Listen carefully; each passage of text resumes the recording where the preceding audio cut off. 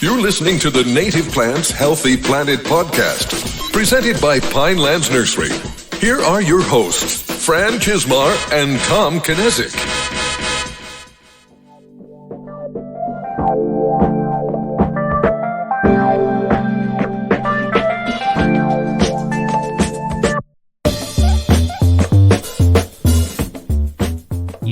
Feeling you kind of get in your gut right before, like the night before a big holiday or a big event? That's me right now. Welcome back to the Native Plants Healthy Planet podcast, presented by Pinelands Nursery. I am Fran Chismar.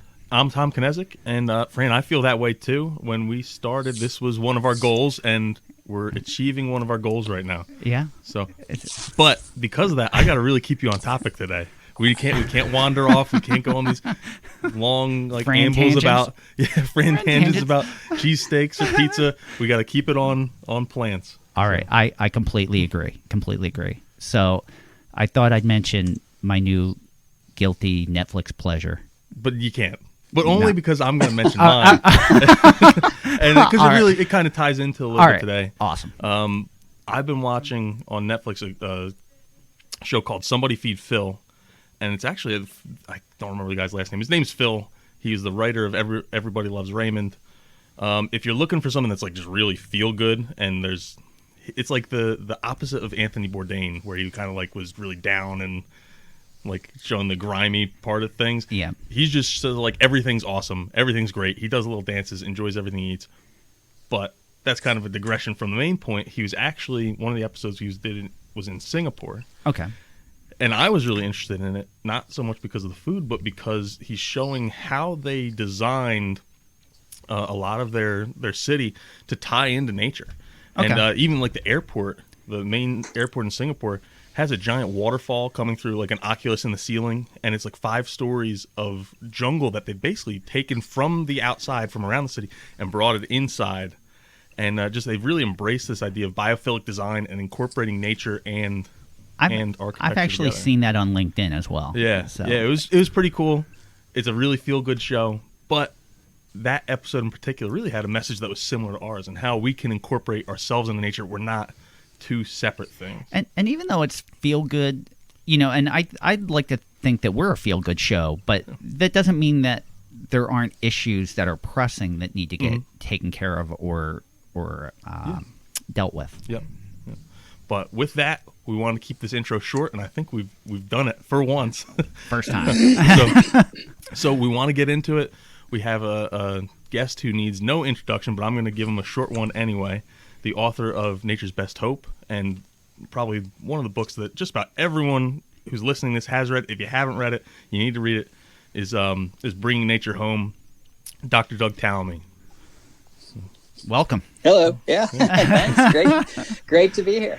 Thank you so much for coming on with us. We really appreciate your time. No problem. One of the things I thought of immediately once I knew that you were going to come on with us, and I really feel that you need no introduction and your work needs no introduction, especially Bringing Nature Home, which to us, being in the industry, we thought that book was revolutionary because it put everything in such a way that it was so understandable, not just for people in the it made people in the industry think differently, but it related to the average person that maybe was new to the topic. And we really saw a difference with how passionate they got about this cause or just taking notice to the cause.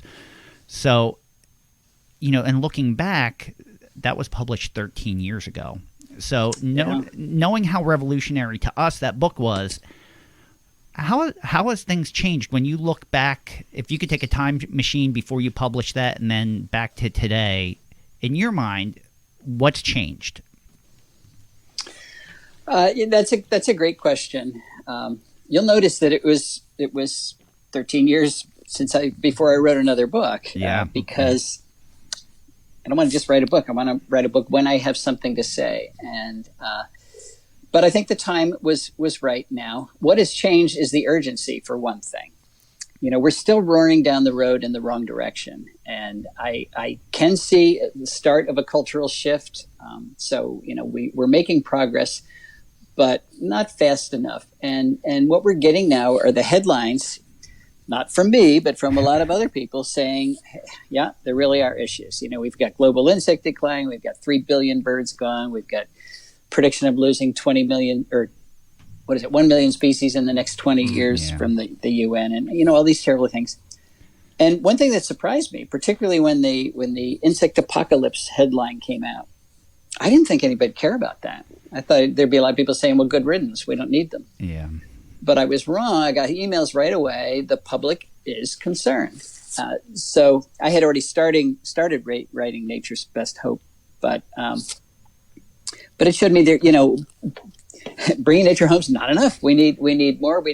Plus, when I wrote Bringing Nature Home, we hadn't done the research yet. This was all based on very true. Past research and predictions, and there was little doubt what I was going to find when we looked into it. But since then, we got a lot of NSF funding. We've done a lot of research, so I wanted to get that out there as well. And we've also done research tying not just this is what happens to insects, but when you knock down the insects, this is what happens to birds. It's all tied together. So it was time for a serious update and a serious motivational push. So that's why I wrote it. I think with anything that's revolutionary, there always needs to be a next step. And I think that that is a fantastic next step on how anyone can be a part of it or how anyone can help. And we've mentioned this on a few podcasts.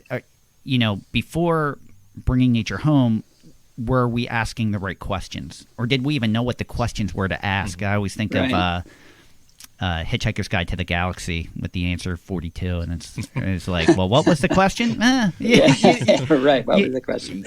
But I think your book created a lot of those right questions. But even as we start to get things right and we progress towards that, we even when we had Dr. Sal on, the one thing that I took away from that was his urgency was evident, and even on a global scale, it was we need to do something now.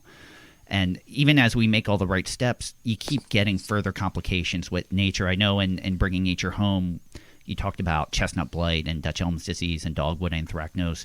But just since then, now we've seen Asian longhorn beetle, we've seen emerald ash borer, spotted lanternfly, and so many other pressing, which they all seem to accelerate much faster than the one previous. How have these new threats kind of reshaped our forests, and what do they mean for what we're trying to accomplish?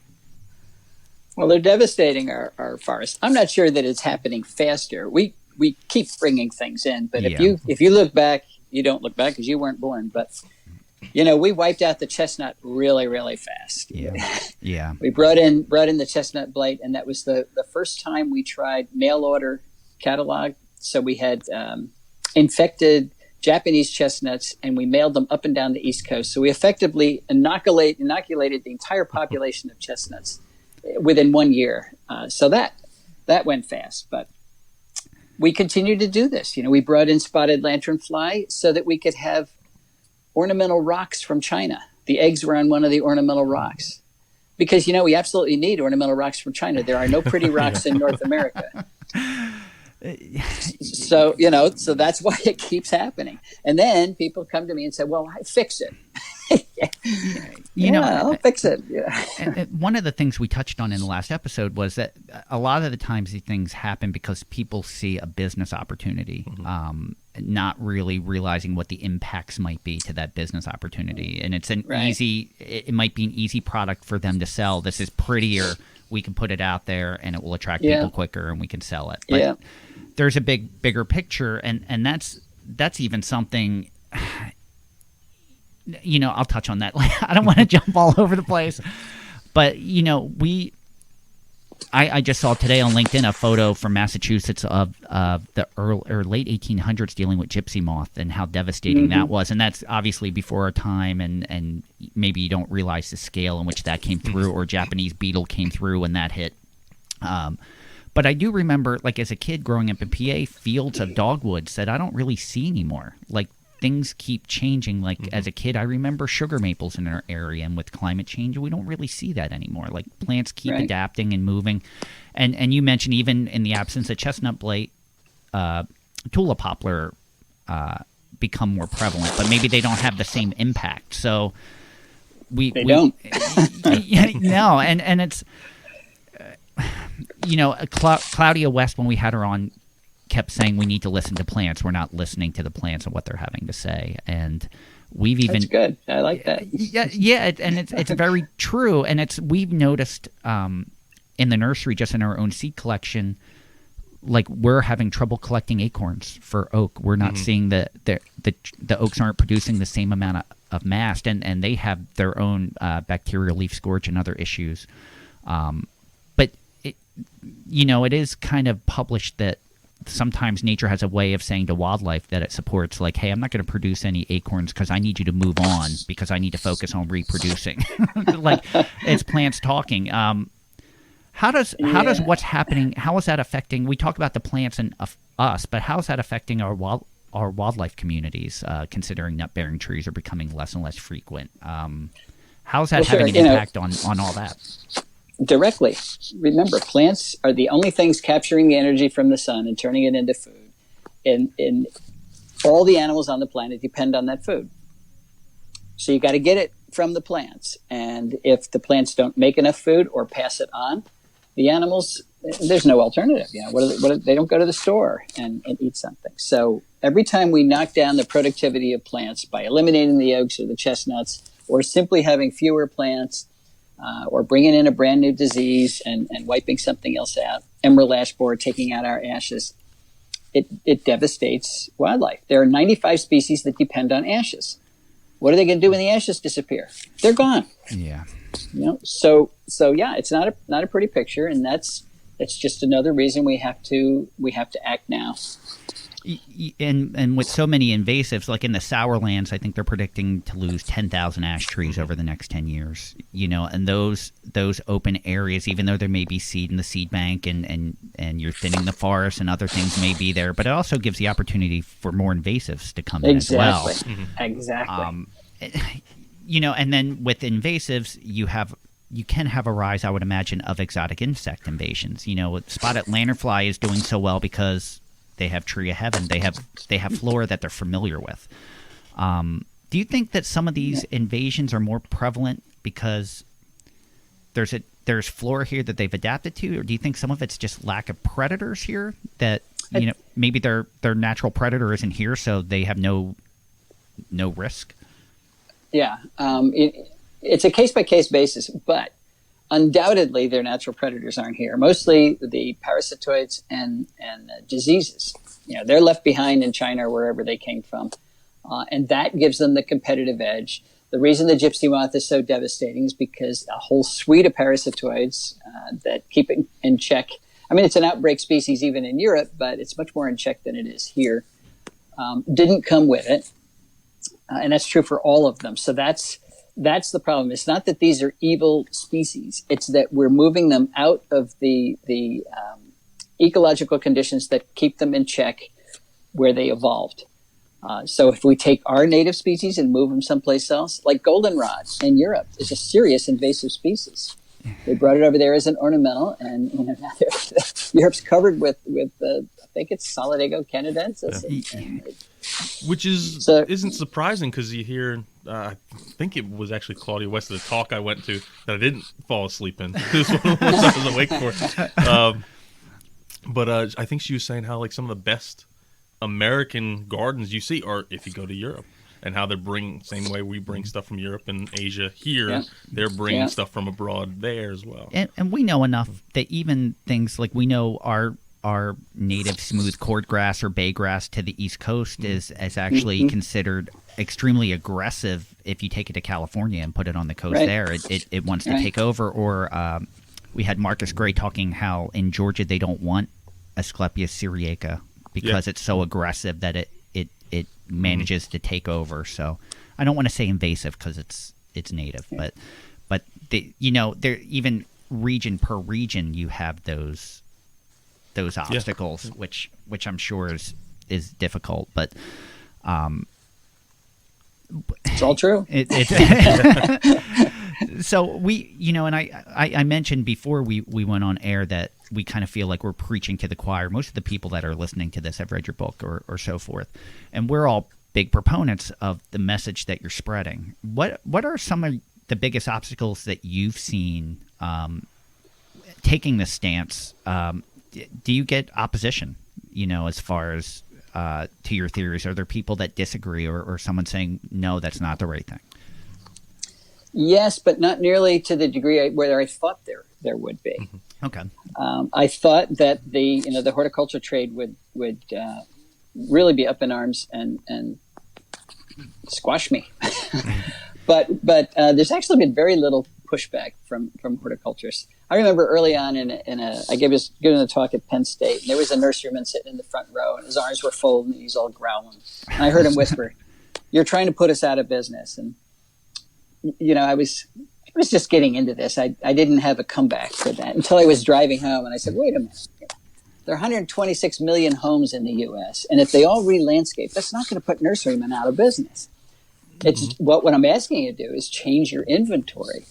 So he's assuming nobody's going to buy a native plant, which is not true. I mean, sales are going through the roof around the country. It's simply a matter of realizing plants are more than decorations. Yes, they're decorations, but they do things. We've got to add what they do to the criteria of plants that we're using. Not only that, with climate change and with watershed management and all the other things that we have to do on our property, we need to use more plants. Yes. So this is not going to hurt the nursery industry, but there are a couple. There are a few botanists, actually just one, who just start questioning the logic behind trying to fight invasive plants, because so often it seems like a losing battle. You pull them out and then they come right back, or everybody invests a lot of money and then they come right back. And it's finally saying, well, why are we doing this? But this is a botanist who has never looked at what happens to other trophic levels. There are excellent reasons why we're doing this. I have an entire talk about are native plants or non-native plants bad. He says, you're not allowed to use the word bad because that's judgmental. Well, I can measure whether it's good at something or bad at something, and if it's bad at something, enough times I call it bad. It's not judgmental. This is quantitative.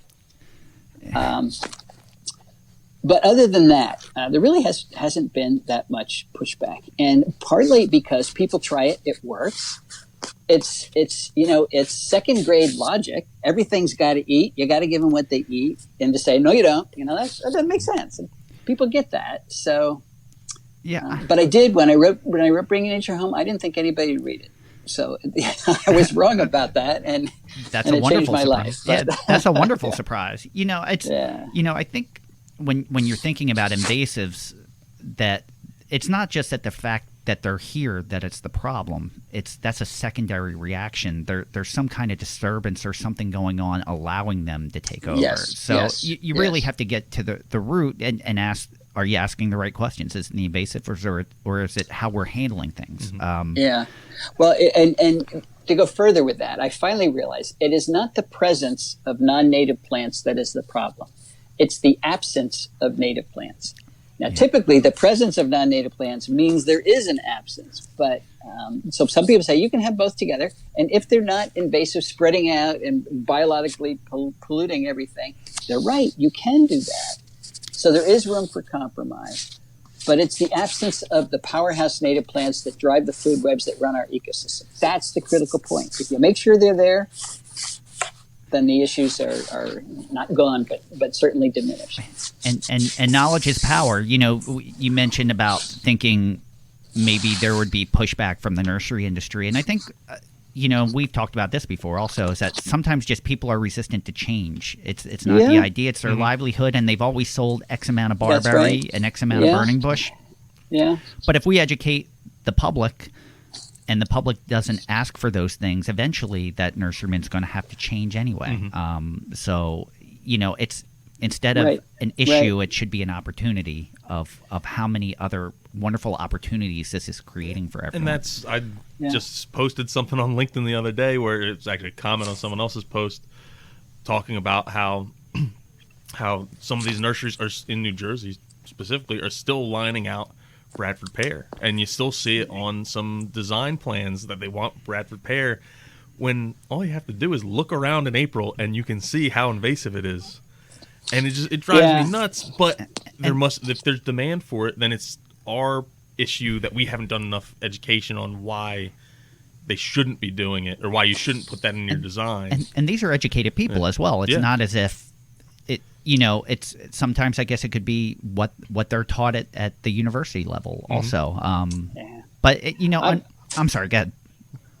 I generally don't support a lot of top-down regulation, but that is one place we need it. Yeah. Selling calorie repair should be illegal. If we don't have the information or logic or morality or ethics to say, no, I'm not going to destroy all my local ecosystems, I'm not going to sell this, then we have to regulate it, and that's what the role of government is for, to do something for the greater good. I think sometimes people don't see it as an issue in their area, so they don't believe that issue is real. Kind of like we've had this talk with coronavirus. People like early on was like, well, I don't know anyone that has it, so I don't think it's that real. Right. But and I've had the same talk with Bradford pear and calorie pear and Japanese barberry in particular with certain nursery, and they're like, oh yeah, but it's not invasive by me. So, not by me. But it is by me. Not yet. But this is a great segue, because one of the things I wanted to ask you about is it time for us to finally put some of the sacred cows out to pasture, like growing invasive plants? One of the things that we've discussed internally are just honeybees, because they're not a native bee. And do we really know when we had Sam Droege on, one of the things that I took away from what he was saying was how little we really know just about our native bees. And they've really only started cataloging it recently, so you don't even know what information you've lost. So, you look at people love honey, but that's not. And really, it's a little bit more than that, because most of our crops are also non-native. And honeybees are really good at pollinating many of them. We have underestimated how good native bees can be, but it takes different types of management because they don't forage as far. So you can't have miles and miles of monoculture and expect native bees to cover it. Put the hedgerows back the way they used to be. We could do this, but I don't think you're going to get very far trying to call for the elimination of honeybees. No, but it's. But I see what you're saying. It's a good question to ask, at least be cognizant that maybe there's an issue with honeybees. I'm not rallying against honeybees by any means. They do compete with each other. I mean, a lot of the guy with the honeybee colonies, and I sympathize with him because there's fewer every year. But they say, "Can I keep my bees in your field?" And I say, "Well, sure, I'm not using it." Well, the research is suggesting you've just outcompeted all your native bees in that field because the honeybees are going to take everything. Yeah. So there's there are issues. One thing that tends to be a topic on the podcast a lot is we're talking about a lot of effects, and I want to finish up with all the positive about that. But we talk about forest defragmentation a lot, and how that affects with invasives and everything else, and even the population of wildlife. And then the other thing is lack of predators, which obviously you're not going to reintroduce wolves back into New Jersey or some of these urban. But how do you feel that has played its part? Like, I know a lot of these things, the issues that we're up against, you can't go back. We're not going to go back to 300 years ago. Well, we've got more bears than we used to have. The coyote's here now. We do have potential deer predators, and there's still open season on coyotes. They will only take a fawn the first week or something, but that's something. Yeah. Is it enough? No, okay. It's not enough, but it's better than nothing. And, that's true. I can say that because a coyote got two fawns on my property last year, and all I'm saying is, great. I mean, I agree. My wife doesn't allow hunters here, and we've got way too many deer. And if we can get any kind of natural control, that's the way it used to be. But now we still have open season on coyotes. You can hunt them anytime. They're considered vermin, and they're the only top predators we have in most of the country. So we're not following just the most basic ecological rules. You need every single trophic level action active where you are. So of course we have problems. Go ahead, Tom. And it's a conversation we've had before with Dr. Jay Kelly about deer management, specifically in New Jersey, but more throughout the Mid-Atlantic. And then we had Kip Adams from Quality Deer Management Association on. And I don't know if either of them actually said it, but one of the things that I took away from it is, and you hear a lot with the hunting community, is a lot of them say, well, I'm helping because I'm thinning the deer herd, which then makes it a healthier deer herd because it's more balanced. But they also are very against coyotes, and like you said, there's open season on coyotes, even here in New Jersey. You talk to hunters, they want to get rid of the coyotes, but the coyotes are helping. They're doing that same thing the hunters are doing. So the hunters, effectively, they just don't want competition for why. I always hear, they're gonna eat my cat or something. Yeah, a lot of it's, they're eating. What I hear is, they're eating the deer, they're eating the fawns, and lessening the deer herd. But that's the goal at the same time, especially where we are in Burlington County, New Jersey, where we have 125 deer per square mile, and it should be 20. And it should it should be 20. It should be 12. Yeah. So it's there's a little bit of conflicting stuff just with the hunting community there. That always, it irks me. I'm a part of that community, so it irks me when I hear friends and people I consider in that same group saying things that really don't make a lot of sense. So I'm glad you brought that up. It's so easy to move from logic in your argument to emotions in your argument. Mm-hmm. We do that all the time. Oh, yes. And good people, bad people, we all do it. So you just have to be careful. Try to stick to the facts, even though it can be hard. I think we've become too good at being a top predator, and that's we've done a really good job at eliminating, early on if weather was a problem. Okay, we can build really good shelter. If wolves are a problem, we can eliminate that. But and then you have the cascade downward through those trophic levels because things are missing. So it's I kind of feel like if we're going to be the top predator, we kind of have to act like the top predator in a lot of cases, and well, this is why I say we're gardening the world. We have to manage. Our footprint is everywhere, so we have to manage ecosystems everywhere. People say let nature take its course. Okay, but we don't do that. You can't interfere 95% of the time and then say let nature take its course. That's what they say when we bring in these crazy plants. Let nature take its course. It will work it out in about 10,000 years. When things adapt and things go extinct and we go away, that'll all be fine. But we can't wait for that. So if we're going to do these drastic, make these drastic ecological perturbations, we then have to step in and manage. Mm-hmm. And we're not going to not interfere. That's just not in our nature. We're going to continue to interfere. So hopefully we can interfere in a good way. But it's nice that the research is being done, and you realize some of this evolution that's happened, where you can understand that how a monarch, over years of time, have evolved to feed off milkweed. Which I guess that what were they just saying, that spotted lanternfly are now they're attracted to milkweed, common milkweed, but it's killing them because they haven't evolved with it. Yeah. So I guess that's a good interaction for us right now. But we've talked a lot of the impacts that have happened, and your new book approaches what the next step is. What do you think some of the obstacles are going forward to achieve that next step? Well, the next step is really activating. It's a grassroots movement that will require a lot of people. Yeah. We have the audacity to say that we own the earth. So I own this section of the earth. Okay, but along with that ownership comes the responsibility of being a steward for that section of the earth. The fact that we have said, well, earth stewardship is just for tree huggers, or it's for ecologists or conservation biologists. Everybody else has license to destroy it. That doesn't work anymore. No. Everybody's got to be an earth steward, particularly people who own the land.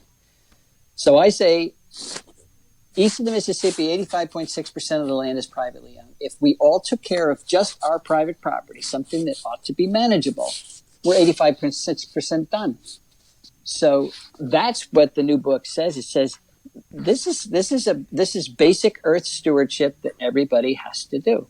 And if you don't want to do it yourself, then you have to hire somebody to do it. Right now, we hire the lawn crew, the mow, blow, and go guys, and so we're not opposed to hiring people. As a matter of fact, most people don't garden. They're too busy. They're doing this. They're doing that. So they hire somebody to take care of the yard. Okay, we just have to change the way we take care of it. You know, it's funny. We had Benjamin Vogt on the podcast early on, and you know he'll take it one step further and say we have to stop putting ourselves above everything and instead be on the same level. We're no more valuable than anything else in that ecosystem, which I don't know that it's a great theory, but I don't know if you could get humans as a whole to take that step backwards. Well, I doubt it, because I bet if we could get inside the head of a lion or an elephant, they think they're the only species too. They're going to do everything that's best for them. It's just the way we've survived this far. But we're supposed to have superior intellect and be able to reason. That's another argument in my book, is that we need to do these things for us. I'm not asking us to be altruistic here. But if we want to continue on this planet, we have to change the way we manage it, or it's going to get us. So it's a selfish perspective. Yes, it'll save many other species. It'll save functioning ecosystems. Nature will survive, and that's all great. But we need that to happen for us. And there are countries that are doing a much better job than we are, as far as conservation goes, and that's one of the things Dr. Sala talked about with some of these nations and their waterways, just protecting, and sometimes we tend to limit this conversation to land and not water, and water is such a huge part of that. And this isn't a political podcast, and I don't mean this in a political way at all, but what are your thoughts about the Paris Climate Accord? I know Biden is saying that he would rejoin that. If things keep rolling in his direction. Well, rather than talk about that specific mechanism, okay, what are my thoughts about addressing climate change? Okay, we better do it. We better do it. If the Paris Accord is going to help us do that, then great. When you get into the layers and layers of administrative regulations and everything, it loses me pretty fast. Yeah. To have all the nations agree on an approach and work together, that's got to be a good thing, I think. And to say, well, we're going to step out and do nothing, that can't be a good thing. Yes. So, but we better do something, and other than, or in addition to having meetings and talking about it. We've been meeting about the climate since 1992, when we refused to go to Rio for the same reason. Yeah. It didn't match Bush's oil interests. This is 30 years later, and we still aren't doing anything. So talking about it is a necessary step, but we need real regulation. We need to subsidize, stop subsidizing the oil industry and subsidize clean energy until it gets up and going. And that's always difficult because they have deep pockets. Yeah. We once, and I'm not going to say any names, but we once, or even the location, we once supplied plants for a pipeline that went in. They had to do some mitigation for a pipeline that went through, and it was a large contract job, and we had to get some money up front, and we asked for a percentage, and they cut us a check for the entire amount. And their comment was, just make sure our weeds are ready when we ask for them. and that, yeah, what do you get? And it was, we're grateful and thankful that those plants got planted to mitigate that opportunity. But you're dealing with an entity that has such deep pockets and such an interest. It's hard to combat that just through. Not everyone wants to listen to the science, and that's the hardest. I'm a believer in the science, but not everyone wants. Everyone has their own personal interest, and sometimes the science doesn't back. And before Frank gets too far, I'm not getting any further. I don't want him to paint every big corporation in a bad light, because actually in a couple weeks we're actually going to have the CWRP, Corporate Wetland Restoration Partnership on. And there's some big companies who are part of this, putting a lot of money towards especially in New fixing Jersey, it, they're joining together to fix some of these issues.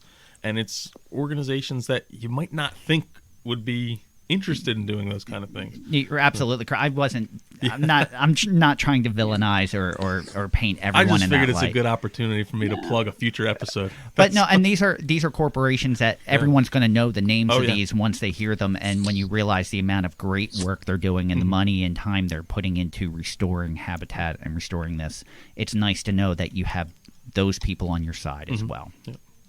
Well, Sinclair Lewis once said, years ago, obviously, and I'll get the quote wrong, but it was something like this, that there is no man harder to convince of something, no man harder than the guy who's going to lose his job if you do convince him. So, yeah, and that's an issue. Yeah, I guess if I were in the same position, I would probably be having those same thoughts. Sure.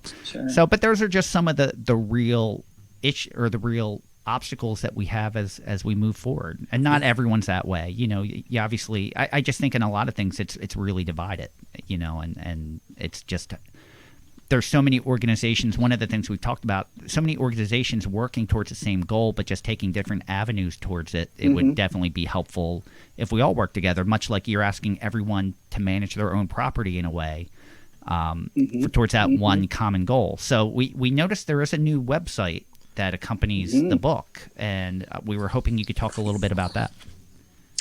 Okay, it's called homegrownnationalpark.com, and I can take practically no credit for it. And I will say that was, as soon as this went live, as soon as you put it up there, we got it sent to us by at least 10 different people saying, hey, you need to check this out. Yeah. And we went on and it's like, wow, this is actually a really, really good idea. So sorry to cut you off there. That's good. Yeah. Well, I did have the idea of Homegrown National Park years ago, and I talked about it in my talks. But of course, all I do is talk. I don't do anything.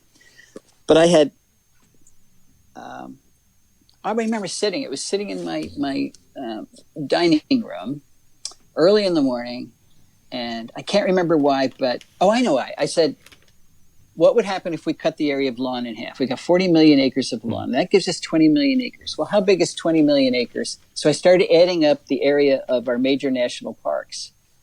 Yellowstone, Yosemite, all the Smoky Mountains, Grand Tetons, all of them, Denali, you put them together, it's still less than 20 million acres. I said, gee, we could create the biggest national park, and if we do it at home, we can call it Homegrown National Park. And that's how I thought of it. But I gave a talk last year someplace, and there was a woman, Michelle Alfanderi, in the audience. She's a marketer, and she said, you only talk to the choir. How are you going to get out beyond the choir? You need a website that's going to reach beyond the choir. And I said, yeah, but I'm not going to do that. She said, I'll do it. And wow. I said, okay, but I really don't have time to do this. And she said, I can't do it alone. I need you for advice, but I will take care of it. I said, who's going to pay for this? Oh, don't worry about that. We'll find money. I said, oh, brother. And I am worried about it. But she's done it. She hired a web designer. And the big feature of this is to get on the map. There's a map of the U.S. and the object is you can say, I'm going to join Homegrown National Park. You put in your data of where you are, the amount of area that you're going to convert or already have planted natives in, and then you're up on the map. You're a little dot. You can zero in on your county and see how it works out so that people can see the creation of Homegrown National Park. You can see the connectivity build. And she said, that's going to create excitement and get people, they'll want to do it just because their neighbor's doing it and everything else. And I said, okay. Yeah. But I think she's right. The map still isn't active yet. People are putting in their data, but it's not, we're having, like our web designer took a vacation last week and everything. They're supposed to be up real soon. I'm still concerned about how we're going to pay for everything. But she says I said, when is it going to be over? She said, when we reach our 20 million acres. I said, okay. That's a good goal. That's a good goal. There you go. So, but it's really inspirational, especially for home gardeners that are just starting out and working towards this. We get asked a lot of questions, And I think Claudia West said it best, like, don't be afraid to overplant. Just plant. Plants will find a way, plant more. You can't go wrong if you just keep planting. And I've seen it on a personal level with my fiance, who her property backs up to a bird sanctuary, and you would see the birds from afar, but it was all exotic species in her yard. And over the last year, I've slowly, taken some of those out and I think we put in like 8 shrubs and for habitat, and 12 herbaceous plants, all native, and you start seeing those birds coming in and the interactions and the moths and the butterflies, and now she's completely committed to going further. Good. And that's all we can ask of anyone, is to give it a shot, see what that interaction is. It's easy, Do I get raccoons in my trash? Yes. Do I get? Yeah, but that's a function of your trash. It's not a function of the native plants. That's right. That's right. I just think a lot of people think of the negativity of what some of this brings, instead of the positive aspects of that. Right. And by the way, we were talking about coyotes. That's another important reason to have it. We've got way too many. We call them mesopredators, things like possums and coons. That they're devastating birds and other things, because typically they would have been controlled by wolves and coyotes and the topper, the bigger predators that aren't here anymore. So that's one of the major benefits of having coyotes around. They keep those mesopredators down to reasonable numbers. That's a great. That's a great. Great advantage of that, actually. Yeah, and it's another example of, if we aren't going to have the coyotes to do it, then we as humans have to do it, and there haven't been the people willing to do it. There's been a lot of people willing to complain about the issue. They don't actually want to go and take care of it. So we're extremely, being in the industry, we're extremely excited about the work that you're doing and that you've been doing. Do you have any contemporaries doing work that you're excited about that maybe we're not aware of, or should see the light of day, that we don't know about it, but we should? Well, I think you do know about it. I mean, Sam Drogy's one. I talk about bees, but I'm not a bee person. I get all my information from Sam and Jared Fowler and the other people that have been working on native bees for a long time. That's he's absolutely right. Out of the 4,000 species of native bees we have, we know something about just a handful of them. And that's a real issue. So that's a big area of research. I'm glad the whole country is excited about saving pollinators. They think the monarchs won. It's not, but that's okay. So that would, that I'm excited about that push for sure. Is there? I'm sorry. No, please finish. No, I already forget what I was going to say. In your own research, is there any one finding that shocked you in what you found? Like the one thing in your own research that you were most surprised to learn as going through this throughout the years? I will say this concept of keystone species that I write about, the discovery that it's not just native plants, it's particular native plants that are doing most of the work. The discovery that it's not just insects, it's caterpillars that are really driving the food web. So if you really want to keep things together, you got to have a landscape that makes a lot of caterpillars. Yeah. So it becomes much more specific. How do you do that? Well, there's only 5% of our plants making 75% of the caterpillars, or 14% of our plants making 90% of them. Wow. Which means 85% of them aren't making very many. Now, some of them are good for pollinators, and we want all the diversity. That's great. But these are things that have to be in the landscape. And the degree to which the caterpillars and other insects that eat plants specialize has surprised me too, because for several decades, people have just guessed, well, it's about 90% are specialists, but they don't even know how they're defining specialists. The most generalized caterpillar in the country is called the stalk borer, and it uses something like 123 genera of plants. You say, well, that's a real generalist. I can use a lot of things. But that's still only, wherever it's found, it's still only 5% of the available plants that it could use. Wow. Which means it's still highly specialized. And so when you start bringing in plants from other countries, there's no way our insects can use them effectively. So it's not that what we found was a giant surprise. It's the degree to which these things are happening that has surprised us. And before I want to kick it back to your website, because in addition to the map, there's also a Get Started tab where you have a lot of this stuff listed. You have an article, 10 things to get you started.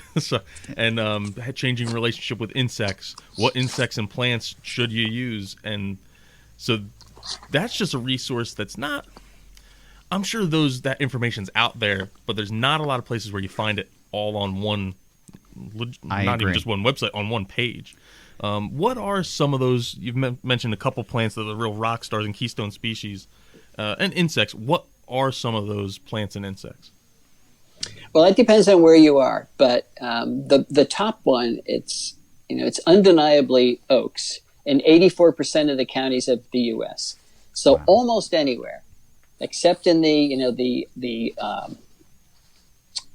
upper parts of the Pacific Northwest. When you get up into the very northern places where oaks drop out and the conifers and willows take over, then they're not keystone plants. But even in the dry areas of the Southwest, oaks are ruling the day in terms of supporting the species that run our ecosystems. So there you go. There's no other genus that comes close to them. It's typically, in most areas, it's typically over 500 species of caterpillars that the oaks support. And nationwide, it's 900 species. 900 species of bird food. So try to support the birds without that. I mean, it's going to be tough. In terms of the insect, well, then native willows and native prunus are tied for second in a lot of places. It's really, when you look around, it's the plants that used to dominate particular areas. As you go a little further north, the native birches are ranked very high. Mm-hmm. When you go to the dry areas of the west along the rivers, cottonwood, the populous cottonwood, that's definitely a keystone plant. I mean, everything's going to that. So it depends a little bit on where you are, but the most important caterpillars, again, it depends on most important for which group that's eating them. But if you're talking about migrating birds and things, it's the inchworms, it's the geometridae that come out early, and they don't have hairs. They all taste good. They're carrying more energy from plants to birds than any other thing. And so when we sprayed for gypsy moth back in the 70s, there are places, now people argue with me about this, but I can go to those places. That geometric population is still knocked down. It has not recovered to what it was when I was a boy. I mean, they were parachuting out of the trees. We used to camp all summer long, and I used to get my father, they'd parachute down his back of his shirt and everything else. I mean, you just don't see that anymore. And so we've lost 3 billion birds. Why? You take away what they eat, of course. It's not the only reason. But I remember as a kid a ton of caterpillars and inchworms. And I don't see – and I grew up in a suburban area, and now I live in a rural area, and I still don't see what I saw as a kid, which is kind of telling. You mentioned some pretty specific numbers, like based on counties. How did you go and do that research and figure all that out? That's actually pretty interesting. Yeah. Well, it's easy. I just tell Kimberly Shrubshire, my helper, to do it. So would you find, and while you were talking, it made me immediately appreciate even more the work that Pinelands Preservation Alliance does in preserving the pine barrens with the amount of oaks in that forest. Are those areas more rich because of the amount of oaks and the amount of insects it can host? Does that make that area, I don't want to say better, more unique, I guess? Does it make it more productive? Yes, it does. Okay. It does. I mean, that's just the way it is.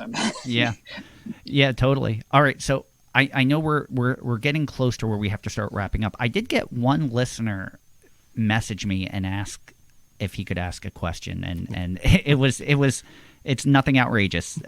So Richard McCoy from McCoy Horticultural Associates, he focuses on organic land care and like a very eco-conscious landscape contractor.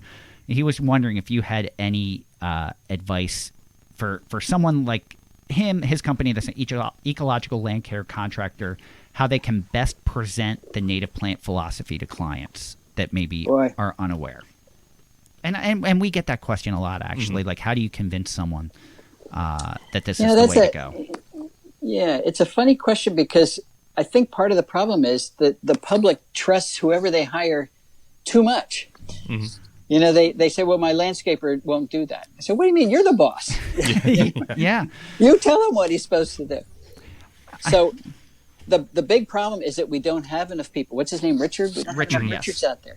Every place I go, people want to hire somebody who's going to do what I say, and I don't know who they are. So if Richard's there, I should get his contact information because I'm trying to keep a list of people I can recommend.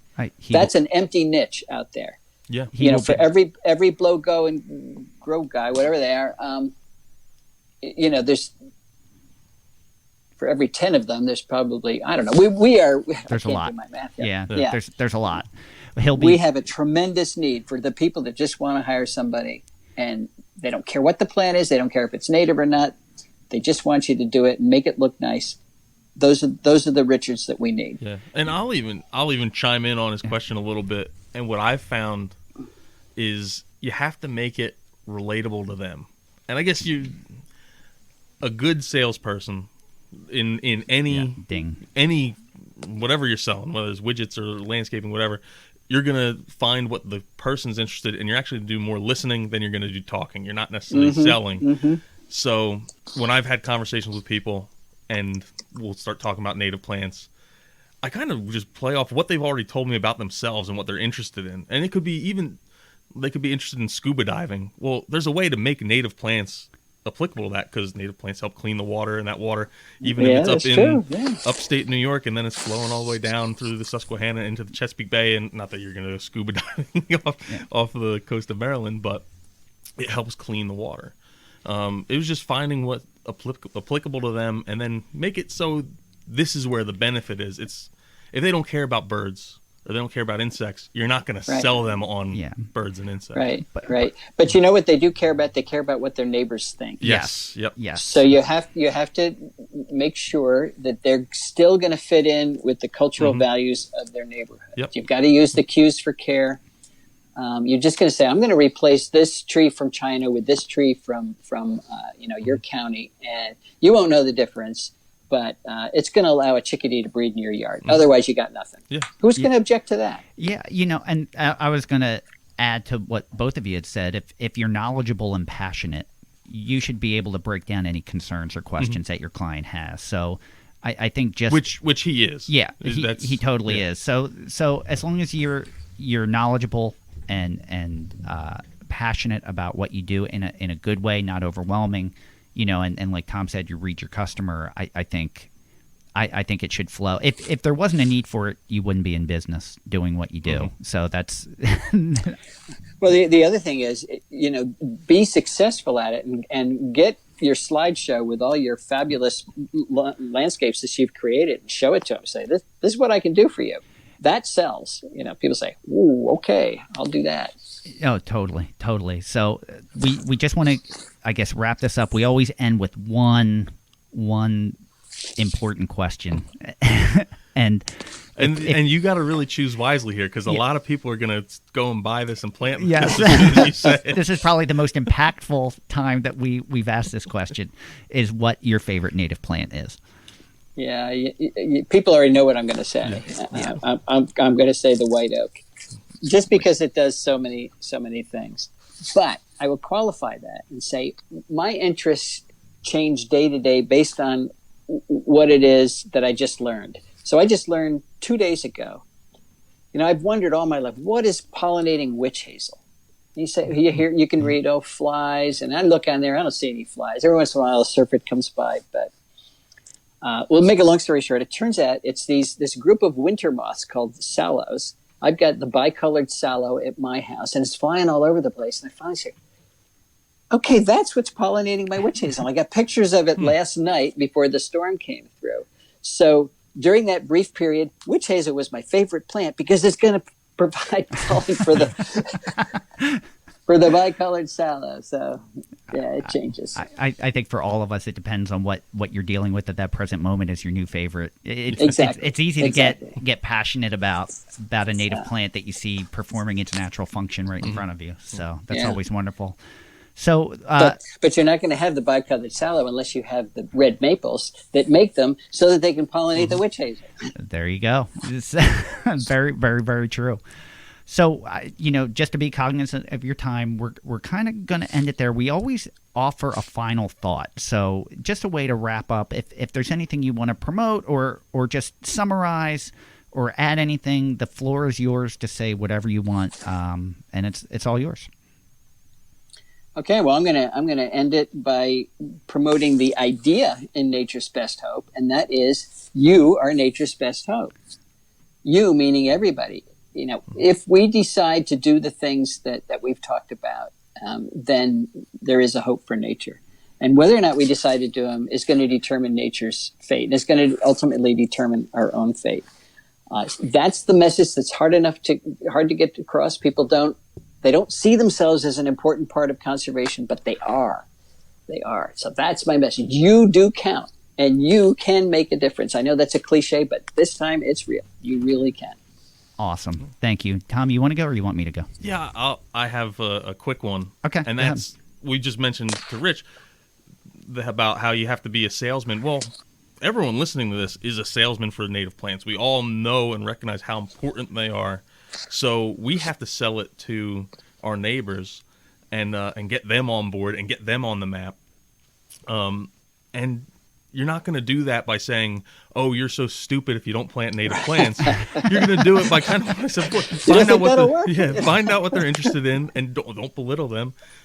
Find out what they're interested in, and then pitch it in a way that's going to be attractive to them. And we see that not being done in a lot of these native plant groups that we talk about all the time, where you have people that are interested and you can educate them, and instead, there's people that meet it with sarcasm and push people away. And you'll be surprised by maybe what actually pushes them over the edge. For me, other than working in a native plant nursery, it's plain and simple. I feel guilty if I'm not planting as many native plants around my garden as possible, because I'm like, if it's grass, it's not good for anything. Yeah. If it's a non-native, it's not good for really anything still. But it's very limited. Or very little. Well, I have access to all these plants. Why wouldn't I plant this? And maybe it doesn't look like my neighbor's landscape, but I know it's a lot better, and I feel guilty if I don't make that choice. So there's a lot of different ways that people are going to be impassioned to go and do this. If you plant it, you'll see the change. And I think my final thought is very similar to yours, Tom, is that everyone here that's probably listening right now, you're the choir. You've read the books, you heard the talk, you listened to us, you're on board. That group's not big enough to take this to the next step. So let's throw down the gauntlet. Let's be a good sales rep. Bring in one person. Have someone listen to this that maybe isn't on board. Mm-hmm. Buy someone a plant. Buy someone a native plant to plant in their yard, just so they can see and experience what you experience. Yeah, that's a great idea for when we're able to start visiting again, and I'm sure that's going to be a big thing in the next year or two when we're able to go and visit friends on a regular basis. Bring a plant with you.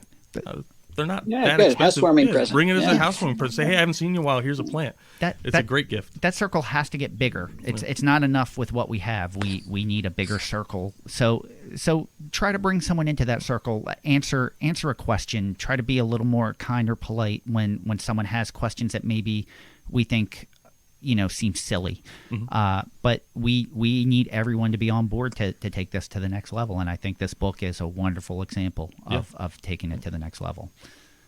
All right. Well, that wraps it up. So thank you for joining us today. We hope you enjoy listening to Dr. Doug Tallamy. Make sure if you haven't purchased, or even go to the library, I'm sure you can get it at the library too. And if the library doesn't have it, buy them a copy. Make sure you read Nature, or Bringing Nature's Home and Nature's Best Hope. Make sure you go on, I don't want to screw up the website, on homegrownnationalpark.com. I want to make sure it wasn't .org or .something. So homegrownnationalpark.com. Get on that map. Even if you don't have any natives yet, pledge that you're going to start planting natives, and that'll make a big difference going forward. If everyone just planted one, think of the difference that would make. So thank you, everyone, for listening to Native Plants, Healthy Planet, presented by Pinelands Nursery. I would love to give a big thank you to Stephen Marr for contributing to our theme music to us. You can follow us on Twitter at Pineland Nursery, Facebook at Pinelands Nursery NJ, Instagram at Pinelands Nursery, and also YouTube at Pinelands Nursery. Don't forget the question and answer line. We got a few more calls that we'll cover on the next episode of The Buzz. You can call us at 215-346-6189. I'll say it one more time, 215-346-6189.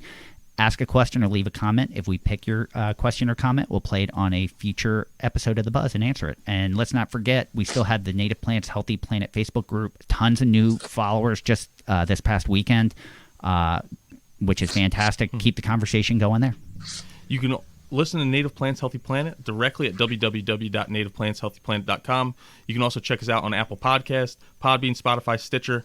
Make sure when you listen, leave a 5-star review. We got a couple more, which is awesome. We love it when we get the 5-star reviews. Yeah, thank you, everyone. It really just is a little bump that motivates us to keep doing these. Yes. So, you can even ask Alexa to play the Native Plants Healthy Planet podcast. Thanks again, everyone. I'm Tom. And I am Fran. Dr. Tallamy, thank you so much for your time today. We really appreciate it. You're welcome. You guys are doing great work. Oh, thank you. And thank you to everyone for tuning in. We'll see you again next time. Until then, keep it native.